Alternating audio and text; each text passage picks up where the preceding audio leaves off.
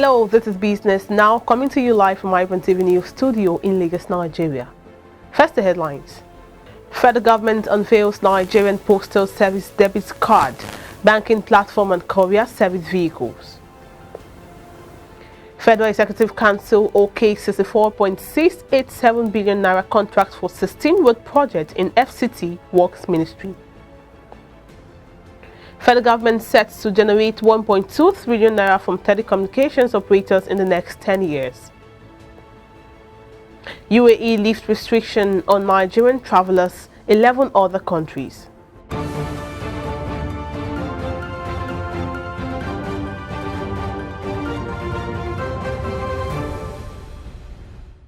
Many thanks for joining us. Here are some business stories making headlines. I am Margaret Opara. The Federal Executive Council has approved contract worth 64.68 billion naira for 16 road projects to be executed in the Federal Capital Territory and the Federal Ministry of Works and Housing. The Council also okayed the deployment of the Revenue Assurance Solution (RAS) for the Nigerian Communications Commission to assist in its ability to block revenue leakage and wastage. On hand to brief newsmen at the end of the weekly meeting presided over by the President Muhammadu Buhari at the State House, Abuja, where the ministers of the FCT, Malam Muhammad Bello, Communications and Digital Economy, Professor Ali Issa Pantami, and Presidential Spokesman, Malam Garba Shehu. The federal government has inaugurated the Nigerian Postal Service Debit Card, an agency banking platform, and 27 courier service vehicles. This inauguration was held by the Minister of Communications and Digital Economy, Issa Pantami, on Thursday in Abuja. Pantami, while clarifying that the essence of the new financial solutions is to provide financial services to those in the unbanked regions, hinted that digitalized economy would improve the ease of doing business and transparency, as well as fight corruption. Experts say the Nigerian Postal Service Debit Card and the agency banking platform will deepen financial inclusion and boost Nigeria's digital economy, while the two courier service vehicles will make NIPOS and its partner, SpeedUp Express, to compete favorably in the industry. Away from that, the Nigerian National Petroleum Company Limited (NNPC) has secured a $5 billion corporate finance commitment from the African Export-Import Bank (Afribank) to fund major investments in Nigeria's upstream sector.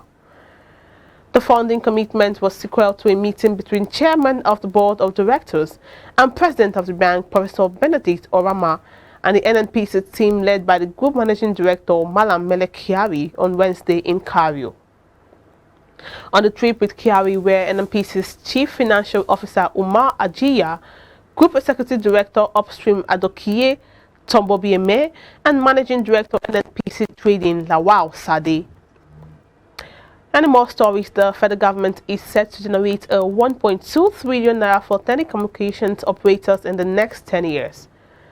To realize this, the Federal Executive Council has authorized the Nigerian Communications Commission to operate the Revenue Assurance Solution for 10 years.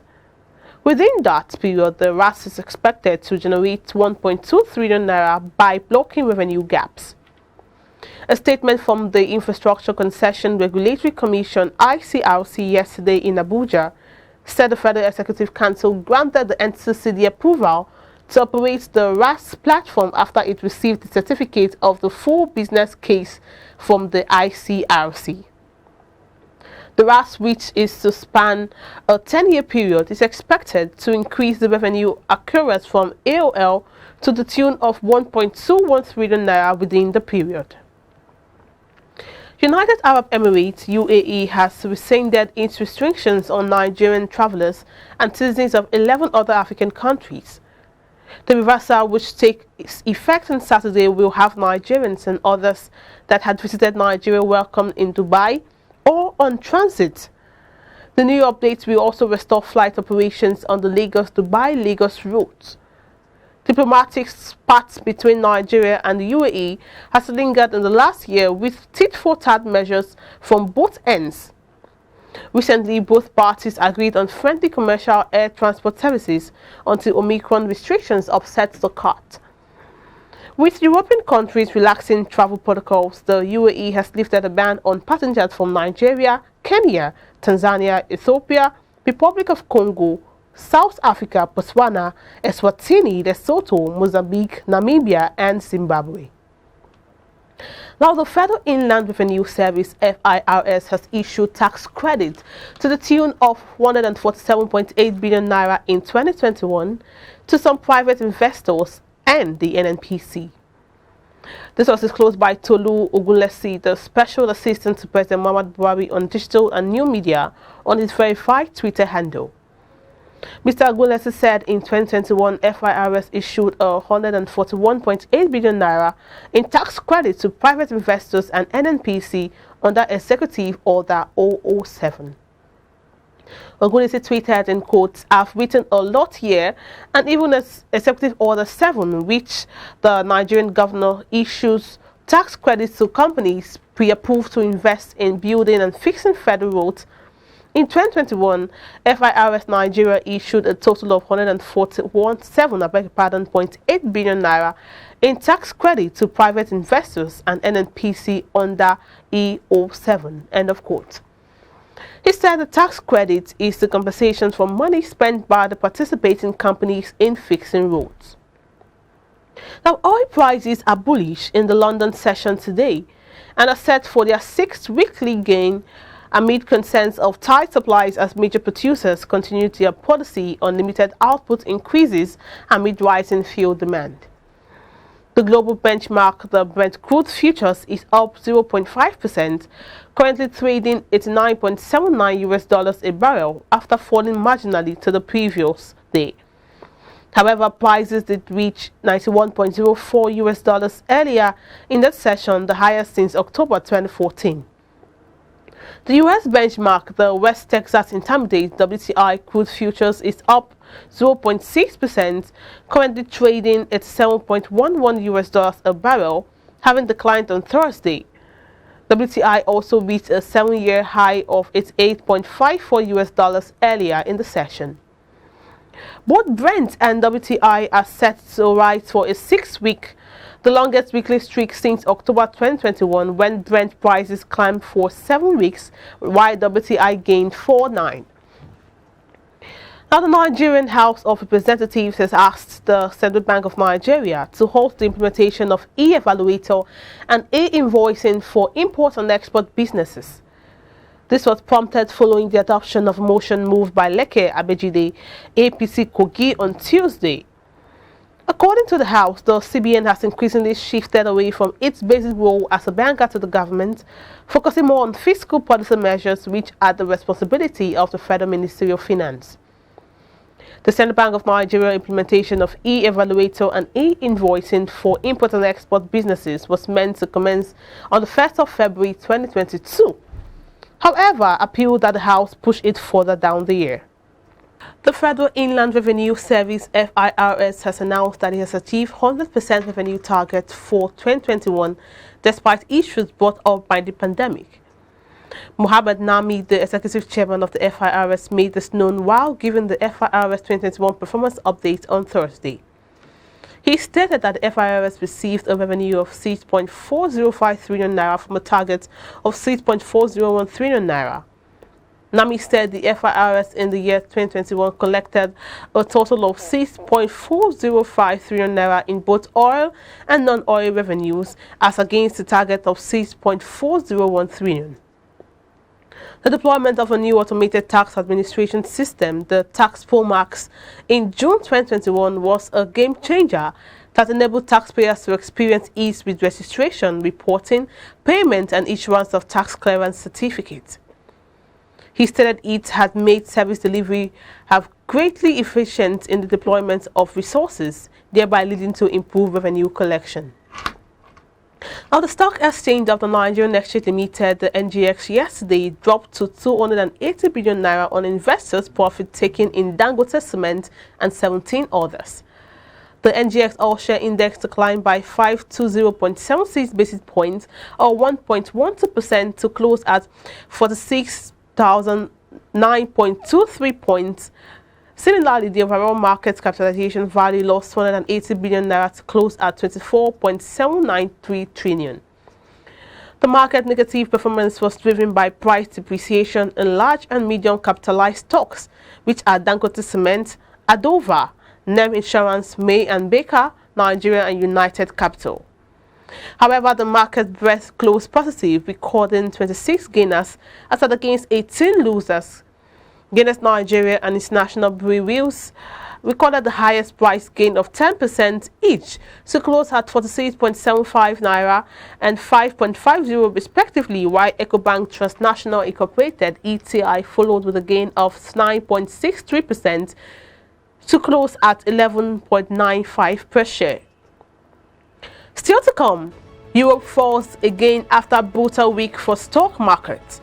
Details and more business stories after this commercial break.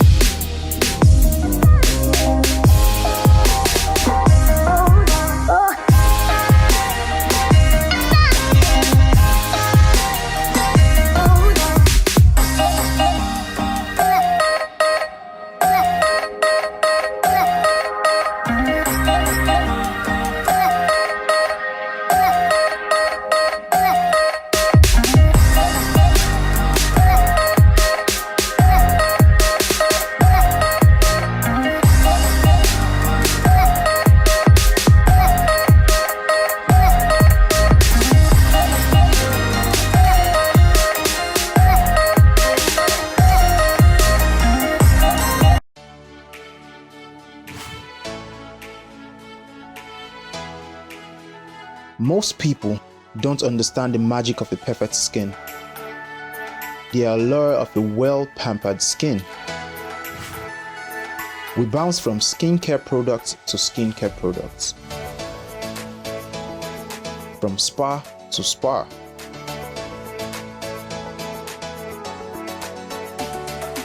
Looking for that ideal solution.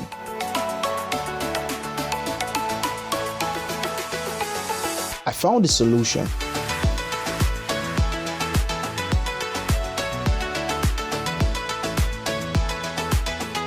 And it's Blemish Skincare and Spa.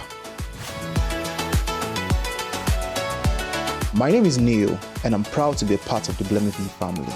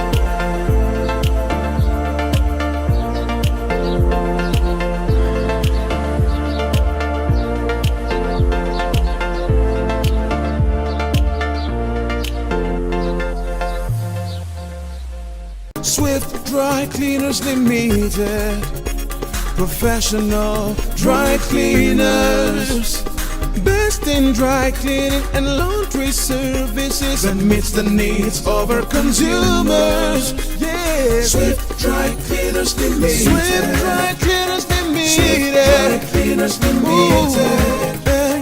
Swift Dry Cleaners Limited. Yeah. for clean wash and quick delivery. Yeah. Swift Dry Cleaners Limited. Swift Dry Cleaners Limited. For clean wash and quick delivery. Swift Dry Cleaners. Clean wash, quick delivery.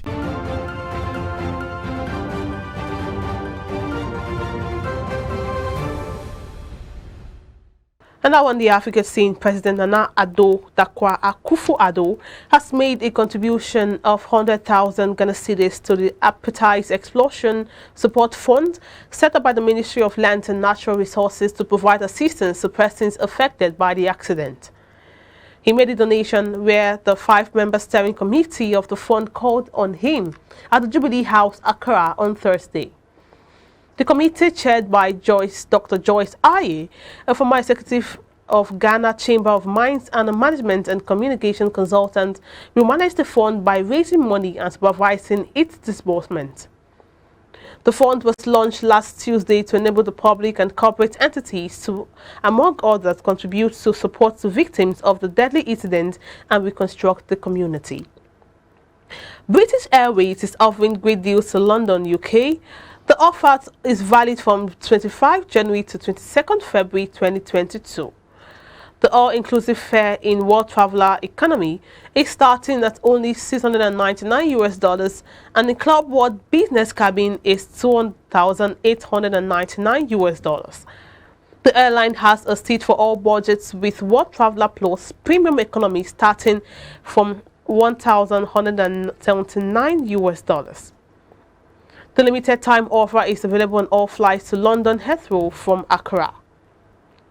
Adetutu Otuyalo, British Airways Regional Commercial Manager West Africa, said it has been a difficult 2 years, with many of our customers being separated from their family and friends with the recent easing of early restrictions in England. Now is a great time to plan a trip. These offers are perfect for customers that want to plan a trip early this year. The British Airways flexible booking policy also gives our customers reassurance if their plans change. End of quote. And on the foreign business scene, Japan's Toyota Motor Co. says its vehicle sales rose by 10.1% last year, making it the world's biggest car maker for a second straight year and putting it further ahead of its nearest rival, Germany Volkswagen AG. The car maker said sales were 10.5 million vehicles in 2021, including those by affiliates Daihatsu Motors and Hino Motors. That compares with 8.9 million delivered by Volkswagen in the same period, 5% fewer than in 2020 and its lowest sales figures in 10 years. Car makers have been forced to cut output because a shortage of semiconductors during the coronavirus pandemic disrupted supply chains. Now, Europe's main bourses fell again today as worries about a sudden stop to central bank stimulus and rising tension between Western powers and Moscow continue to drive the world's stocks to one of the worst ever starts to a year. Strong earnings from Apple provided some encouragement for better tech and the US markets, but traders are struggling to draw a line under a global sell-off that has now firmly taken root. The pan-European stock 600 nearly fell 1%, on course for its fourth straight weekly drop. And coming up next now is entertainment business news.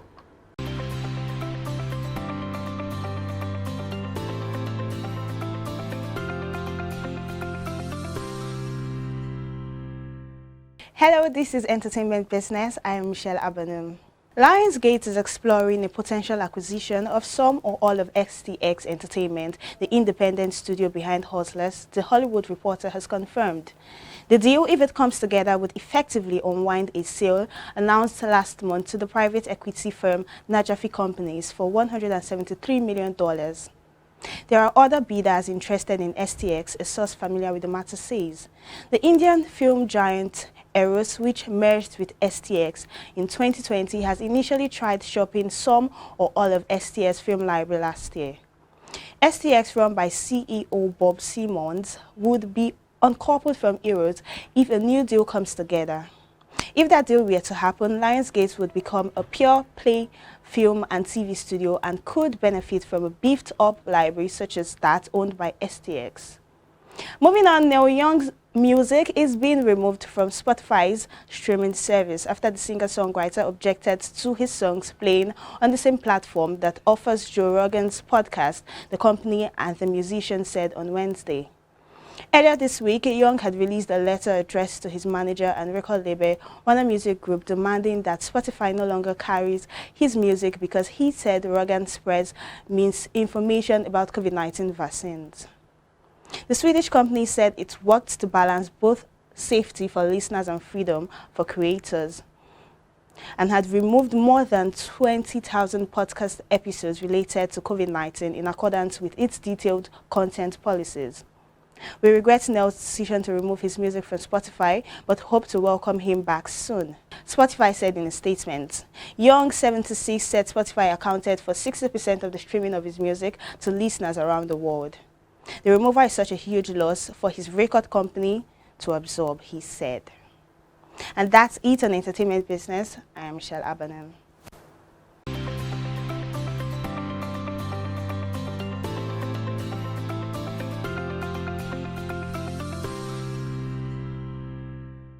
Up next is Sports Business News.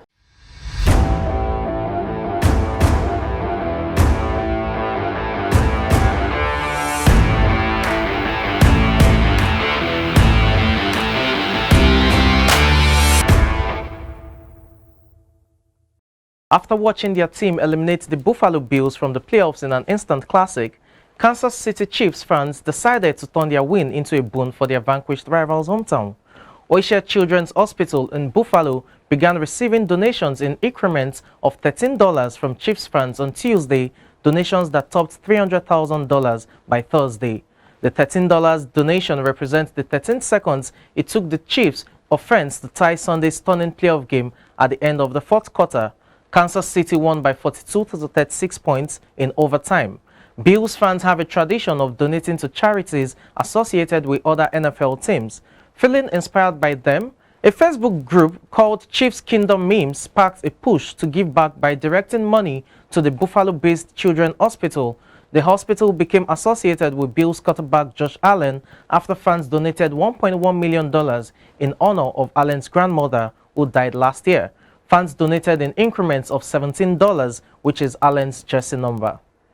And still talking sports business, the University of Michigan has agreed to pay $490 million in damages to the more than 1,000 former students, mostly male, who said they were sexually abused by sports doctor Robert Anderson, the lawyers confirmed on Wednesday.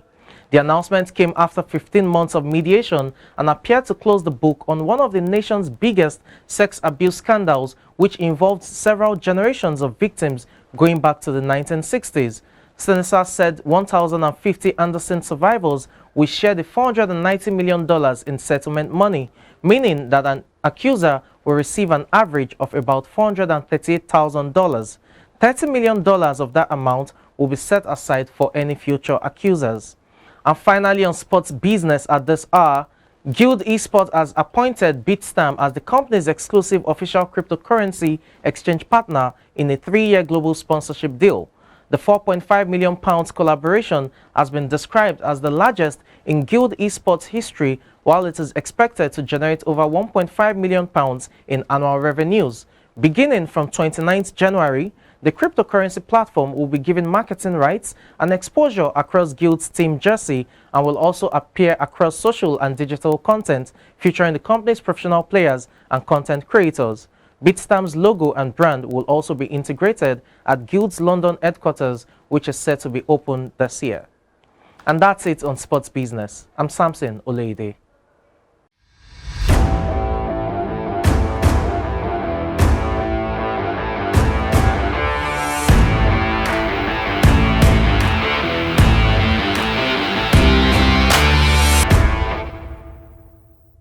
And that's a wrap of business now at this hour. For more business stories, please visit our website, follow all our social media platforms, and do well to tune in to Star Time Channel 143 for more business stories. My name is Margaret Appa. Thanks for watching.